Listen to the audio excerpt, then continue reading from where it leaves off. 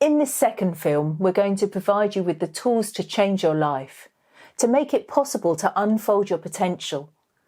Obviously, this will just be the beginning, because you can't actually build Rome in a day. If anyone says there's a quick fix, they don't know what they're talking about. By the time we get to the end of this film, your journey forward will be underway. As always, there's no bullshit. We don't use jargon or buzzwords, and there's no hype. What we say actually works. It's that simple. In the first film, I talked a bit about the need for a change of mindset, a paradigm shift from the self-orientated psychology to non-selfishness.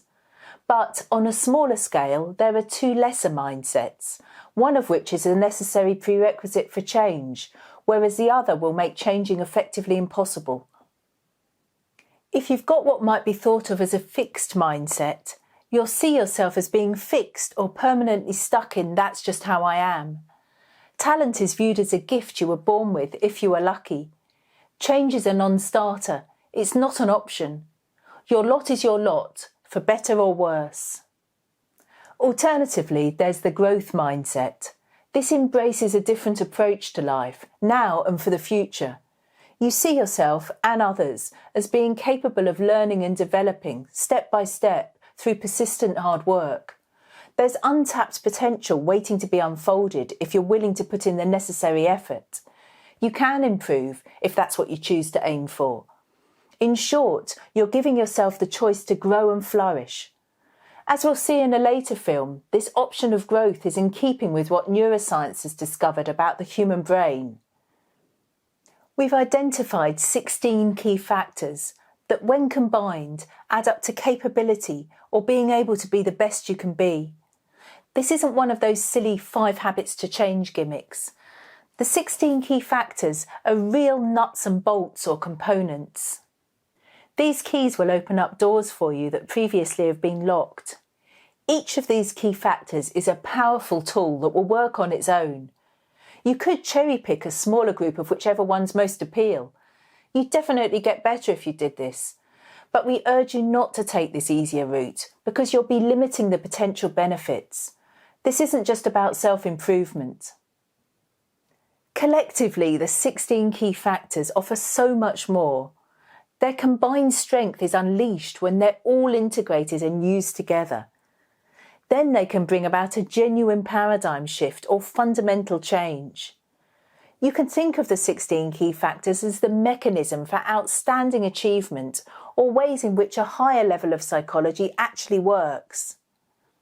Several of the key factors are deceptively simple, and so it's easy to underestimate their potential scope and effectiveness. You'll probably think you'll know what I'm trying to get across, but in all likelihood you'll just be understanding part of what I'm saying, the tip of the iceberg. You'll increasingly realise this as we progress through the films, going deeper and deeper into it all. Meanwhile, thoughts like "I already know this" should concern you, as this will be a red flag suggestive of arrogance. All of the 16 key factors require a lot of thought to appreciate just how incredibly effective they can be. These 16 key factors are unspecific. This means that they can be applied to anything in life, bringing significant improvement to whatever you choose to do. We've joked before that they can even be employed to make a bank robber better at robbing banks. Not that we're encouraging criminal activity. Their best or highest use is to help make life better for all. This would be the direction we'd suggest, but it really is up to you to choose what you do. Okay, let's look at each of these 16 key factors. Meaning and purpose is the first one. Motivation flows from the source of whatever meaning and purpose you choose. At the lower end of the scale, you could have little to no meaning or purpose in your life, which basically translates as "I don't give a damn." In the mid-range, which is typical, there's concern for yourself, family and friends, which influences your attitude to work and leisure, bringing varying degrees of stability and ambition. At the top end of this scale, there's a wider concern for global problems and social justice. This can potentially develop into a deeper level of meaning and purpose, but only when the other key factors combine to add practical capability. The ultimate aim is the transformation of consciousness to achieve the next step forward in human evolution. The second key factor is values. It's not for us to start telling you what kind of code or benchmarks are best for life, but your core principles help define who you are, or at least who you want to be. Whatever values you choose, it's important to be consistent, because this results in integrity. And if you haven't got integrity, then what's the point in having values? As Shakespeare famously said, "This above all, to thine own self be true." Vision is the third key factor. Vision is the best you can imagine, a goal for the future, including a map or plan for the way forwards. It's expectation. The depth or scale of this vision is prompted by whatever meaning and purpose you've chosen. The next one is opportunity and hard work. Opportunity has to be appreciated, identified, and grasped. It's worth repeating this because it's easy to overlook just how important this bit is. Opportunity has to be appreciated, identified, and grasped. Then a lot of hard work is needed to make the dream come true. Hunger is the fifth key factor. It's a curiosity or hunger for learning, which produces a zest for living. This acts like an on-off switch for what is often thought of as motivation. The best form is error-focused learning, as it speeds up development. And, of course, we'll be looking at this in more depth in a later film. Facing reality is the sixth key factor. Realism is crucial if you want to get anywhere real. A down-to-earth acceptance of reality is the starting point for changing it. Denial, delusion, or blind hope won't get you anywhere worthwhile, just in more of a mess. Avoidance doesn't work.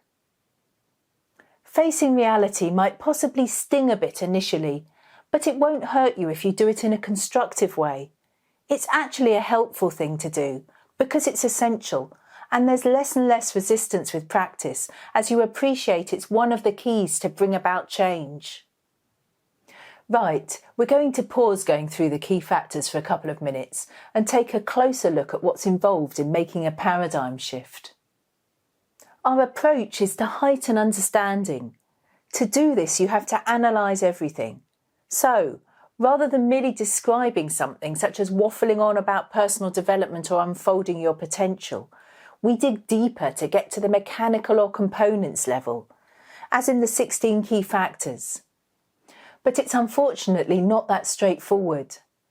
We're pioneers who know this stuff inside out. That means we're in a very different mindset, operating from another paradigm, attempting to communicate something where there's a high probability of misunderstanding or misinterpretation. Unfortunately, you can't just magically leap from one perspective to another. There has to be a learning curve. It's as if we're having to yell from one side of Arizona's Grand Canyon to the other, with a strong wind blowing against us. We're using the same language that you use, yet feebly trying to describe another world or way of being. We're on a hiding to nothing because misunderstanding and misinterpretation is inevitable on this journey, no matter how carefully we pick our words. What we're trying to get across is very, very, very different. It'll help if you go over and over what we're saying. Understanding will gradually build up. And remember that the 16 key factors are most powerful when used together in combination. Okay, back again to the key factors. The spirit of an adventurer comes next. Staying safe hinders the development of your potential. To grow, you have to be willing to have a go, even though you might fall flat on your face early on.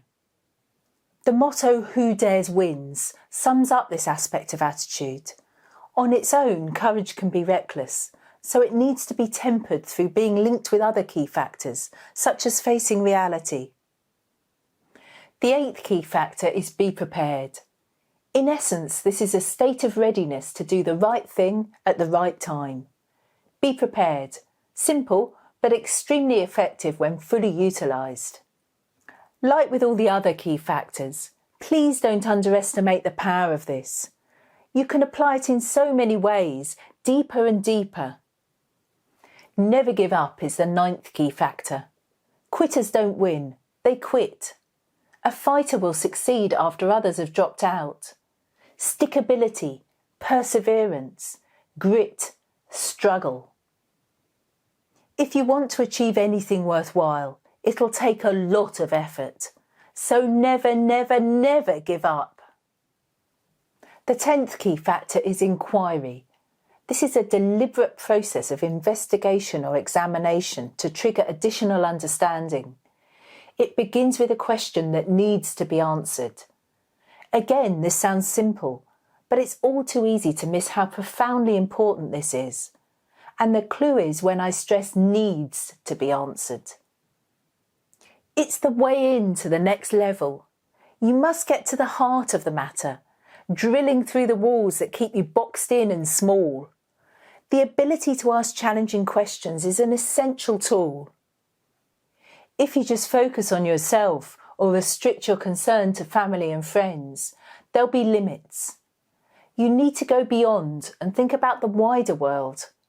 Service before self, the 11th key factor, has rightly been suggested for a long time, but it's being forgotten in our self-centred modern world. Me, take, keeps you small and doesn't really make you fulfilled. Yes, service before self involves sacrifice, but it massively increases engagement. When you understand the huge benefits of need before want, your horizons change and your motivation widens. You'll grow and become part of a bigger world. So take less and actively give more, preferably much more. The 12th key factor is appropriateness and preferences. This healthy combination provides an advanced alternative to the more limited I want more form of desire. It goes beyond self-obsession.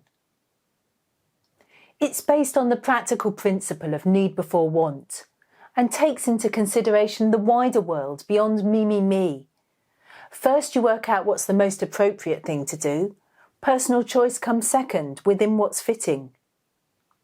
Before continuing, it's important to stress that the 16 key factors aren't just practical tools or life skills. They add up to a map or blueprint for real and significant change. I'm not using words like map or blueprint lightly. Our key factors are the genuine tools for transformation. Each one is essential, and there's nothing missing. They're the way forward, providing you with a coherent mechanism for change. And they've been rigorously tested again and again and again in various difficult situations. You'll need to increasingly utilise them both to learn and unlearn. Learning is obviously necessary, but so is unlearning, something that's often ignored because it isn't sexy or appealing. You're not a blank page. There's a whole load of psychological baggage that you've picked up from the past, and this needs to be undone, otherwise it'll weigh you down or hold you back. Genuine learning and unlearning is a fantastic thing. Although it takes a lot of effort, it can be exhilarating and liberating when you get it right. Being at school during your younger days might not have been the best advert for learning, which is unfortunate because education is the way we can expand. So let's briefly look at the final 4 key factors. The need for an anti-hypocrisy test, and this is the 13th key factor, is an absolute must if you're going to break through self-deception. People commonly talk the talk, but fail to consistently walk the walk. There's more hypocrisy than most people care to admit. Avoidance assists in the normalisation of this dishonest state. So you need to face reality and burst the bubble. Actions speak louder than words is the anti-hypocrisy test for challenging duplicity. Picture building is the 14th key factor. The ability to link is essential so as to bring together the various strands of understanding. It's similar to assembling a jigsaw puzzle, piece by piece. Linking also offers the advantage of bringing together all of the key factors, thereby maximising their overall effectiveness. The 15th key factor is perspective and approach. This is a useful reminder of your vision and to prompt a can-do attitude. If, when you crash, go back to the start line, reboot and refresh your perspective and approach. If your aim is to shift to a higher psychology or consciousness, and I hope that it is, then your perspective can be phrased as a simple question that can act as your bottom line: selfishness or non-selfishness. Last but not least is scale, the 16th key factor. You can easily underestimate the vast scale of human potential and what this involves. You need to think big, but also pay attention to precise detail. Scale needs to be applied to each of the other key factors to maximise their efficacy. So you now have an outline introduction for the 16 key factors, the components or tools for being the best you can be and making life better for all. We'll be going into a lot of detail about each one in future films. This was just a quick taster. I mentioned psychological baggage earlier. In the next film, we'll be examining social conditioning. This is where our monkeys here will be of help. I look forward to seeing you again soon.